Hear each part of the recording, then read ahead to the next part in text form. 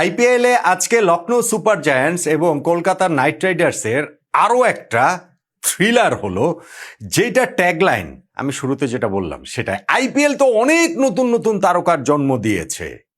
আজকের এই ম্যাচটাতে আরও একটা ওরকম নবতারকার জন্ম হলো, মুকুল চৌধুরী। 21 বছর বয়সী বিস্ফোরক বিধ্বংসী একজন ফিনিশারের জন্ম প্রবাবলি আমরা দেখতে পেলাম আইপিএল এর মঞ্চে। টুর্নামেন্ট শুরু হওয়ার আগেই লখনৌ সুপার জায়ান্টসের কোচ জাস্টিন ল্যাঙ্গার অবশ্য বলেছিলেন যে এই মুকুল চৌধুরী নামের ক্রিকেটারদের ক্ষমতা রয়েছে ভারতের সবচেয়ে ভয়ঙ্কর ফিনিশার হয়ে ওঠার, এবং তারই একটা ইঙ্গিত, তারই একটা প্রতিশ্রুতি আমরা এই ইনিংসটাতে দেখতে পেলাম, যেটাতে 27 বলে 54 রানের একটা ইনিংস খেলেছেন, 200 স্ট্রাইক রেটে ব্যাটিং করেছেন, 7-7টা ছক্কা মেরেছেন এবং দলকে নিশ্চিত পরাজয়ের মুখ থেকে জিতিয়ে দিয়েছেন। লাস্ট বলে গিয়ে তারা ম্যাচটা জিতেছে 3 উইকেটে কলকাতা নাইট রাইডার্সের বিপক্ষে। এইবারের আইপিএলে প্রথম ম্যাচে পরাজয় দিয়ে শুরু করার পর টানা দ্বিতীয় ম্যাচ জিতল লখনৌ সুপার জায়ান্টস, আর কলকাতা নাইট রাইডার্স 4 ম্যাচ শেষেও এখনো তারা জিততে পারেনি। পাঞ্জাব কিংসের সঙ্গে ম্যাচটি যে বৃষ্টিতে ভেসে গিয়েছে, ওই একটা পয়েন্টই সাকুল্যে তাদের প্রাপ্তি। এবং সেইখানটাতে ক্যামেরন গ্রিন 25 কোটি 20 লাখ ভারতীয় রুপির খেলোয়াড়, তার ওই ভয়ঙ্কর আইপিএল চলছেই। আইপিএল যেমন নতুন নতুন অনেক তারকার জন্ম দেয়, ঠিক তেমনিভাবে এই দামি ক্রিকেটারদের জন্য একটা অভিশাপ বয়ে নিয়ে আসে। এটা আমরা টাইম এন্ড এগেন দেখতে পেয়েছি। ঋষভ পান্ডের লাস্ট সিজনটার কথা মনে করুন।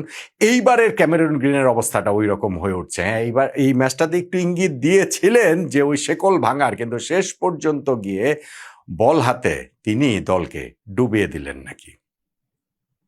মুকুল চৌধুরীর প্রশংসা যত করা হয় ততই কম করা হয়। আমি জাস্ট যদি ছোট্ট করে যদি আমি শেষ অংশটাকে একটু আপনাদেরকে বলি, খেলাটা দেখলে তো দেখেছেনই।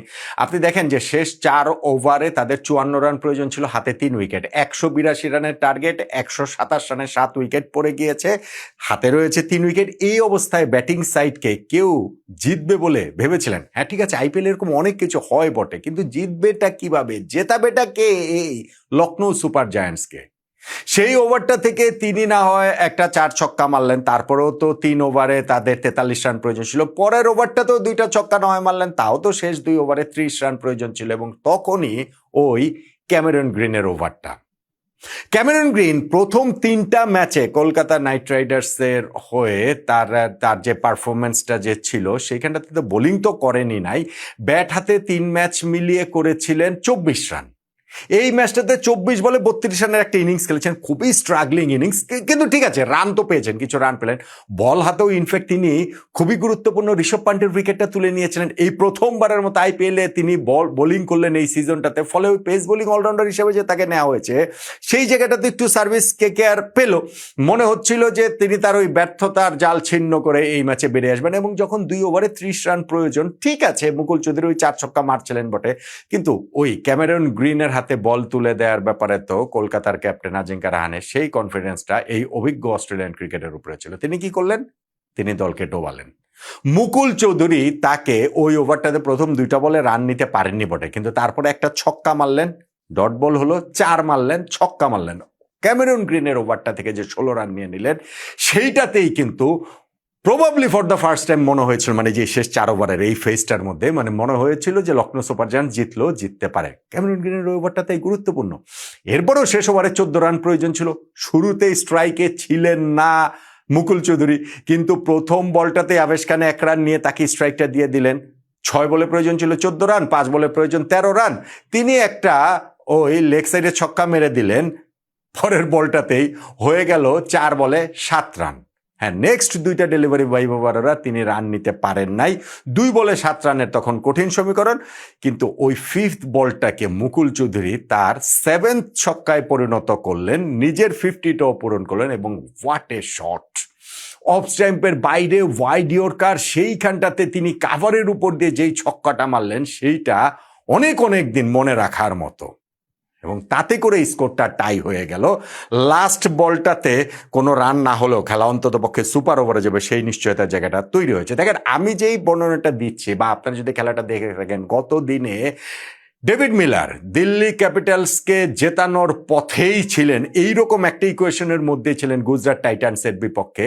ওই পেনাল্টিমেট সেকেন্ড লাস্ট বলটাতে 1 রান নিলে খেলা তো অন্তত সুপার ওভারে চলে যায়, তিনি সেটা নেননি এবং লাস্ট বলে গিয়ে তো তিনি ওই স্লোয়ার বাউন্সারে ব্যাটে বলে লাগাতে পারলেন না, রান আউট হয়ে গেল তার পার্টনার, ফলে ওইখানটাতে 1 রানে ম্যাচটা হেরে গিয়েছিল দিল্লি ক্যাপিটালস। এই ম্যাচটাতেও দেখেন লাস্ট বলের আগের বলে ছক্কা মেরে খেলা অন্তত সুপার ওভারে যাবে সেটা নিশ্চিত করে ফেলেছিলেন মুকুল চৌধুরী। লাস্ট বলটা আগের দিনের মতোই স্লোয়ার বাউন্সার হলো এবং সেইটাতেও পুল করতে গিয়ে সেটা ব্যাটে বলে লাগাতে পারলেন না মুকুল চৌধুরী, যিনি এতক্ষণ এরকম দুর্দান্ত ব্যাটিং করছিলেন। হয় ওই মোমেন্টে সেটা হয়নি, কিন্তু ওই তার পার্টনার আবেশ খান তো রানের জন্য ছুটবেনই, ছুটেছেন, তিনিও ছুটছেন। উইকেট কিপার আঙ্কুশ রঘুবংশের হাতে বল। আগের দিন যেটা জশ বাটলার আন্ডার আর্ম থ্রোতে স্ট্যাম্প ফেলে দিয়ে, মানে বেলসটা ফেলে দিয়ে রান আউট করে দিয়েছিলেন, 1 রানে দলকে জিতিয়েছিলেন, রঘুবংশী তো সেটা পারলেন না। মাথাটা তার ওই সময় ঠান্ডা রাখতে না পেরে আরো গরম করে ফেলেন, আন্ডার আর্মের দিকেও গেলেন না। ওই থ্রোটা তিনি যে করেছিলেন ট্রেডিশনাল, এবং সেইটাতেই স্ট্যাম্প মিস হয়েছে, 1টা রান যে নিয়ে নিল লাস্ট বলটা থেকে 22 রান, এবং তাতে করেই এই থ্রিলার ম্যাচটা লখনৌ সুপার জায়ান্ট জিতে গেল। তাতে করেই ওই নতুন এক তারকার জন্ম হলো মুকুল চৌধুরী। 27 বলে 54 রানের অপরাজিত ইনিংস, 7টা ছক্কা যেই ইনিংসে, যেই ইনিংসটাতে শেষ 4 ওভারে ধরেন 54 রান প্রয়োজন, ওরকম সময়তে তার যেইভাবে তিনি টেলেন্ডারদের নিয়ে ব্যাটিংটা করেছেন, ইনফ্যাক্ট লাস্ট 2 ওভারে 30 রান প্রয়োজন সেই সময়টাতেও, লাস্ট ওভারে 14 রান প্রয়োজন সেই সময়টাতেও, লাস্ট 2 বলে যে 7 রান প্রয়োজন ওই মুহূর্তে যে ছক্কাটা মেরেছেন সেই সময়টাতেও, এই সবগুলো আসলে ইন্ডিকেট করছে মুকুল চৌধুরী ভারতীয় ক্রিকেটে, বিশ্ব ক্রিকেটে থেকে যাওয়ার জন্য এসেছেন। খুবই আর্লি সাইন আমরা এই ম্যাচটাতে তাতে দেখতে পেলাম। এখন ম্যাচের কথা যদি বলি, 182 রানের টার্গেটটা যে পেয়েছিল লখনৌ সুপার জায়ান্ট, সেই টার্গেট অ্যাচিভ করার পথে তাদের শুরুতেই 2 ওপেনার 4 ওভারে 41 রান তুলে ফেলেছিলেন, কিন্তু বৈভব বরোরা 5th ওভারটাতে এই 2 ওপেনারকে আউট করে দিলেন, এডেন মার্কান এবং মিশেল মার্শকে, এবং তারপর 9th ওভারে ঋষভ পান্টের সেই গুরুত্বপূর্ণ উইকেটটা তুলে নিয়েছিলেন ক্যামেরন গ্রিন। প্রথমবারের মতো আইপিএলে বল হাতে নিয়ে তার ওই কি বলা চলে যে গ্রিন এর বাউন্সারটাকে রিড করতে পারেননি পান্ট, ফলে তার টপেজ হয়ে তিনি আউট হয়ে যান। এরপরেও ওই ধারাবাহিকতা উইকেট হারাতে হারাতে একটা সময় গিয়ে তারা আয়ুষ বাদনী 50 মাত্র করেছিলেন, কিন্তু সামাদ যখন আউট হন 104 রানে 5 উইকেট পড়েছে, ওই সময় মুকুল চৌধুরী ক্রিজে গিয়েছিলেন এবং তারপর তো তিনি দেখলেন 127 রানে 7 উইকেট পড়ে গিয়েছিল। এরপরে কিভাবে তিনি ম্যাচটা জিতিয়ে দিলেন। আর কলকাতা নাইট রাইডার্সের ইনিংসটা আসলে স্ট্রেঞ্জ ছিল, আমি স্ট্রেঞ্জই বলবো। ধরেন তারা প্রথম 10 ওভারে মাত্র 1 উইকেট হারিয়ে 98 রান তুলেছিল, সেইখান থেকে তো 220-30 রান হবেই, এরকম একটা হিসাব থাকা উচিত। কিন্তু যেই কলকাতা নাইট রাইডার্স 10 ওভার শেষে 1 উইকেটে 98 রান ছিল, সেই দলটার 15 ওভার শেষে রান গিয়ে দাঁড়ালো 4 উইকেটে 115, অর্থাৎ 11 থেকে 15 এই 5 ওভারের মধ্যে তারা মাত্র 17 রান তুলেছে, আরো 3টা উইকেট হারিয়ে। ওই সময়টা তাদেরকে আসলে এতটাই পিছিয়ে দিয়েছে। ইনফ্যাক্ট ক্যামেরন গ্রিন ওই সময় নেমেছেন এবং রবম্যান পল তারাও শুরুতে স্ট্রাগল করছিলেন। শেষ 5 ওভারে তারা আবার 66 রান তুলে কিছুটা পুষিয়ে দিতে পেরেছে, যেখানে পাওয়েল 24 বলে 39 রানে নট আউট ছিলেন, 24 বলে 32 রানে নট আউট ছিলেন ক্যামেরন গ্রিন। সেই গ্রিন টুর্নামেন্টে তখন পর্যন্ত 24 রান করা, তিনি যখন ওই অপরাজিত 32 রানের একটা ইনিংস খেলেছেন, ম্যাচ যদিও কলকাতা নাইট রাইডার্স জিতে যেত, সেইটার একটা সিগনিফিকেন্স থাকতো, তার ওই ঋষভ পান্টের উইকেটটার সিগনিফিকেন্স থাকতো, কিন্তু শেষ পর্যন্ত গিয়ে সবকিছুই ছক্কায় উড়িয়ে দিয়েছেন মুকুল চৌধুরী। প্রতিষ্ঠিত তারকা, আইপিএল এর সবচেয়ে দামি বিদেশি তারকা ক্যামেরন গ্রিনকে হাওয়ায় উড়িয়ে ভাসিয়ে তাকে ভিলেন বানিয়ে আইপিএল এর নতুন তারকা হয়ে গেলেন মুকুল চৌধুরী, লখনৌ সুপার জায়ান্টসের 21 বছর বয়সে বিস্ফোরক বিধ্বংসী ব্যাটসম্যান।